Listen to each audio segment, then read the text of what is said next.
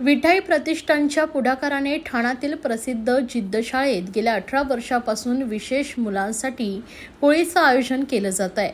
यावर्षी विठाई प्रतिष्ठानने या खास उत्सवाचं आयोजन केलं होतं। या होळी उत्सवात ते शाळेतील शिक्षक, पालक यांनी विशेष मुलांसोबत होळी साजरी केली आहे। यंदाच्या होळी त्यांनी विशेष मुलांसोबत नैसर्गिक रंगांनी होळी खेळून संदेश दिला की आनंदाच्या या क्षणात पाण्याचा अपव्यय टाळता येऊ शकतो। या कार्यक्रमात विठाई प्रतिष्ठानचे अध्यक्ष अभिजित चव्हाण यांनीही सहभाग नोंदवला आणि या खास उत्सवातील आयोजनाची प्रशंसा केली।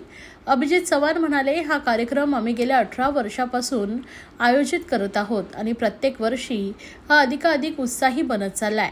विशेष मुलांसाठी आनंदाचे हे क्षण त्यांच्या आयुष्यातील अविस्मरणीय क्षण असतात। कार्यक्रमात सहभागी झालेले विशेष मुले आणि त्यांचे पालकही या आयोजनाबद्दल उत्साही दिसून आले। नैसर्गिक रंग आणि पाण्याचा विचारपूर्वक वापर या कार्यक्रमाचं वैशिष्ट्य बनले। या उत्सवामुळे न केवळ विशेष मुलांना आनंद मिळाला, तर समाजातील प्रत्येकाला एक महत्त्वपूर्ण संदेशही मिळाला की सण साजरे करताना पर्यावरणाचं रक्षण कसं केलं जाऊ शकतं, असा संदेश यातून मिळाला असल्याचंही त्यांनी सांगितले। विठाई प्रतिष्ठान सामाजिक संस्था या माध्यमातून जिद्द धर्मवीर आनंद हिगे शाळा या विशेष शाळेमध्ये गेले 18 वर्ष आणि हे 19वे वर्ष आहे की मुलांना या रंगाचा आनंद मिळण्यासाठी आणि ही होळी खेळल्यानंतर इको फ्रेंडली रंगांनी ही होळी खेळल्यानंतर मुलांच्या चेहऱ्यावर जे आनंद बघायला मिळतो तोच खरा आमच्या जीवनाचा आनंद आहे। खऱ्या अर्थाने गेले 6 महिन्यापासून विद्यार्थी ही होळी कधी येणार याची आतुरतेने वाट बघत असतात।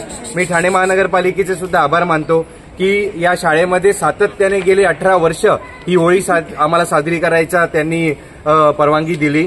अशीच या होळीचे जसे रंग आहेत तसे यांच्या आयुष्यात सुद्धा अनेक रंग आहेत आणि ही होळी खेळल्यानंतर याचा आनंद हा यांच्या डोळ्यामध्ये तुम्हाला काही वेळाने बघायला मिळेल। परमेश्वर यांच्या सगळ्या इच्छा आकांक्षा पूर्ण करू दे आणि यांना या कार्यक्रमातून भरपूर आनंद मिळू दे, एवढीच मी ईश्वरचरणी प्रार्थना करतो आणि उत्तरोत्तर हा कार्यक्रम महापालिकेने आम्हाला साजरा करण्यासाठी परवानगी द्यावी, एवढीच मी आई तुळजाभवानीच्या चरणी प्रार्थना करतो।